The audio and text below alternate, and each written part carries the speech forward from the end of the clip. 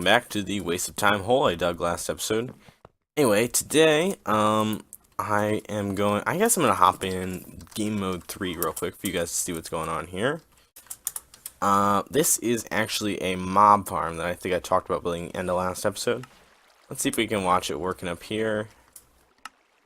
Let's see if we can, yeah. So water flows out here, goes into a hole over there, goes down there, flows out. Essentially just goes through the whole thing. This water got cut off. So when the water is not here, that's time for the mobs to spawn. And once they do spawn, get pushed off. There's a hopper clock up here controlling it all, with a bunch of redstone gizmos and gadgets up here. And we have two different redstone lines going down here to controls down there. And they fall down here, and these pistons all point to right here and this area. And then today we are also going to need to build a little item filter thingy back here and over here.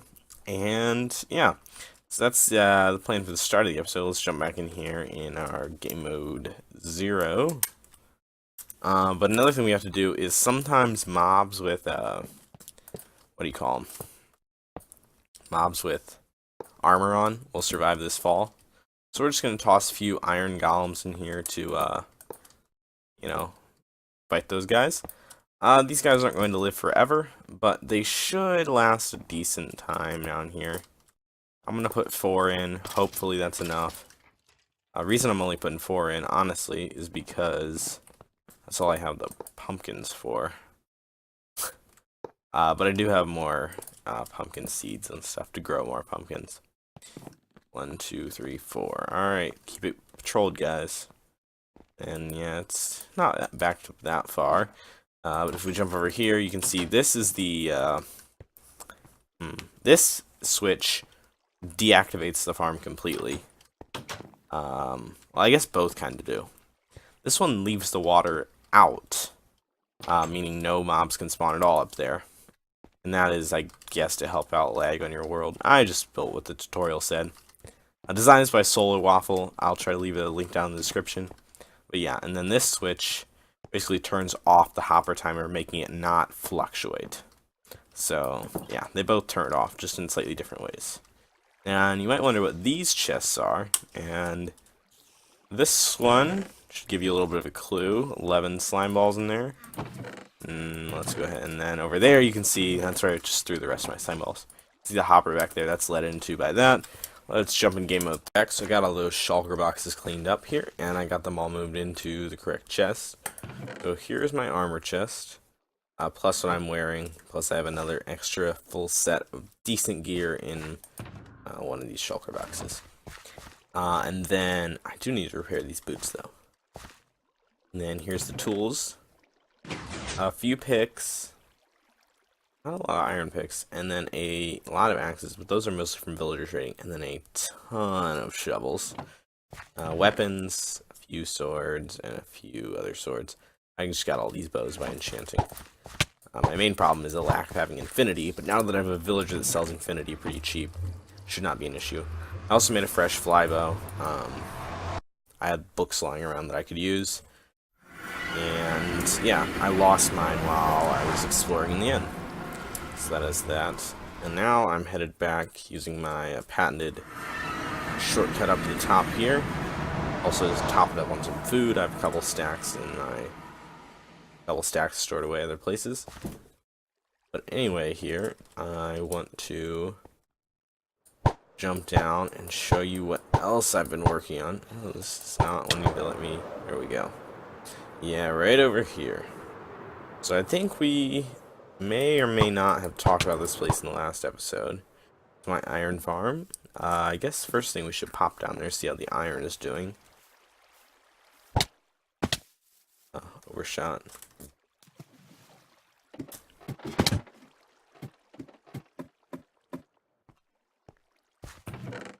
52 iron, I'm not gonna bother to take it. Shove it away in my chest and all that. I don't think it's worth it. I don't want to shoot myself though. Probably should get that bow back, yeah. Alright. And now, yeah, here, if you look around here, I tried to go with, honestly, my idea was a very stereotypical Minecraft looking village. Not like a custom generated village, but like if you googled house in Minecraft, you might expect to see something like this. Um, and yeah, I think I tried to do that while still making it look good, and I think I did a good job. Especially, I really like, yeah, really like this house. I think I did a really good job on it. Just so simple. There's no real flaw with it. Like everything is interesting enough without being too interesting. This little thing above the door is nice. In here, I just have all my chests and stuff that I'm building with. Also, I have a little glass chandelier looking thing on the interior. I think it looks really cool. Wood floor, all that kind of stuff. Over here's the next house I made. And same stone block palette, same window panes, except this time spruce logs, and then a dark oak dominated, but with spruce. I want to call this hinging, but I know that's not the proper word. The spruce, I don't know, spruce bordering. Except it's not bordering, spruce. A dark oak roof with spruce here. I didn't really put anything on the interior except a cool little thingy. Probably should place a torch in here. Let's go ahead and do that. Oh, never mind, don't have any torches, so that was a waste. I hope you guys don't mind also me jumping in spectator mode for these. It's just a lot easier for being on camera. I'll do it off camera for building some. This is not to look around, this was to fly off of. Yeah, so then this one, I did not like quite as much, but I think I'm going to stick with it. Because it might look good to have a third design. I'm not sure about it. It's the same as this one on the bottom, except it has a oak dominated roof with spruce interspersed. I was going to try it with dark oak logs, just did not look good. I first of all don't know that I like these houses being even. I also just don't know how much I like the oak. So I might just tear this house down or adapt it slightly and move on. But yeah, anyway, also terraforming going on about here if you haven't known already. It's happening. But anyway, on with the rest of the episode. I want to try to design some, what do you call them? Item filters for our mob system. So if we... I'll tell you what, I'll just meet you guys over there. See you in hopefully a minute. Guys, welcome back. So anyway, you know how I said I'd see you in like a minute when I got all the things done? Well, this turned out to be a little tougher than I was anticipating, getting these whole item filters in and things. So I kind of did them all off camera a little bit. Yeah. So now I'll just go ahead and show you guys what I did here. I'm going to pop in game mode 3 real quick. Good old cheater me. And show you what we did here. So items come, I think, yeah, we ended with items coming to this hopper, and I extend this hopper chain over into a dropper that self-fires up, and then it self-fires up with the new 1.11 item elevator through the 3x3 of solid blocks, comes up here to this hopper line, yes, this hopper line here. And then this hopper line carries it over. First thing to get filtered out, arrows, because I have more arrows than I will ever need, and I do not want to keep collecting them. So arrows get filtered out here, come down here, into another smart dropper, which just fires the arrows off into this fire.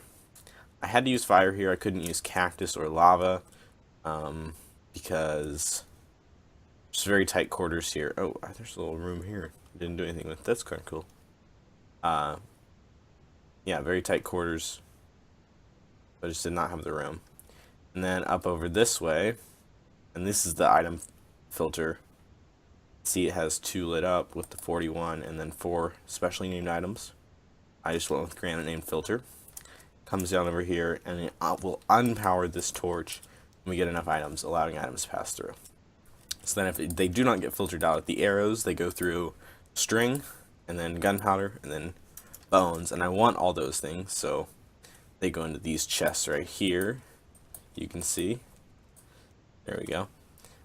and then if they don't get any of those, they get carried over here across to the other side where we have a filter here for rotten flesh. I want this to be able to trade with villagers, that's why I'm keeping it.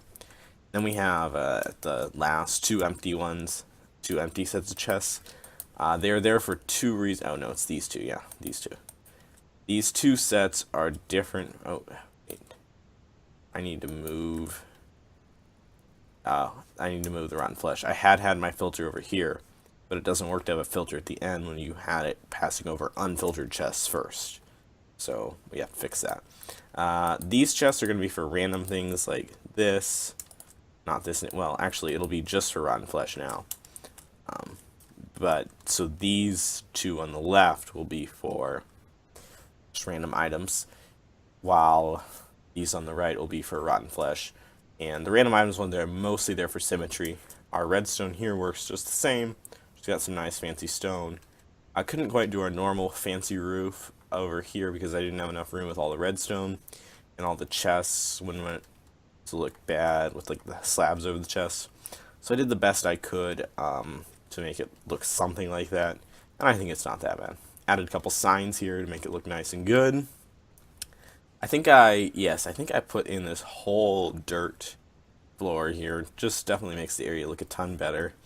Got the official walls in, official ceiling, probably the biggest part of the puzzle. And over here we have our slime farm collection area, which works exactly the same. The only thing I did is just fancy up the wall, throw a fence in the middle, and throw a sign on that. And then down this long hall, I'm going to go ahead and hop back in survival mode too. Down this long hallway, where we were just looking at stone, I just threw in a temporary wall with some logs and a door. That looks really good, and that just kind of closes off this whole area. If you stand back like here, you can see the area just looks a lot cleaner and nicer because of that, and I really like it. So then coming over here, here's another area where I did a lot of stuff. I extended our nether portal because our 3x3 nether portal looked really like squat, not very good, and so I extended it up, made it kind of taller, 3x4, and brought the wood up too, so I think it looks really cool now. Yeah, and then coming down here, I added a third row of bookshelves just for the, what do you call it, just for the aesthetics, with our enchantment table here. And then, didn't really do anything to this spider farm. Yeah, just same old, same old. But I threw in a floor all around here, and that definitely helps out. And then over here, yeah, the enchantry, I think we already talked about that. Another temporary wall here. Yeah. So anyway, that is it for this. That's all I really did. I just kind of cleaned up the basement. It looked a lot better. I was going to keep going this way, but did not have time. So we'll get to that some other time.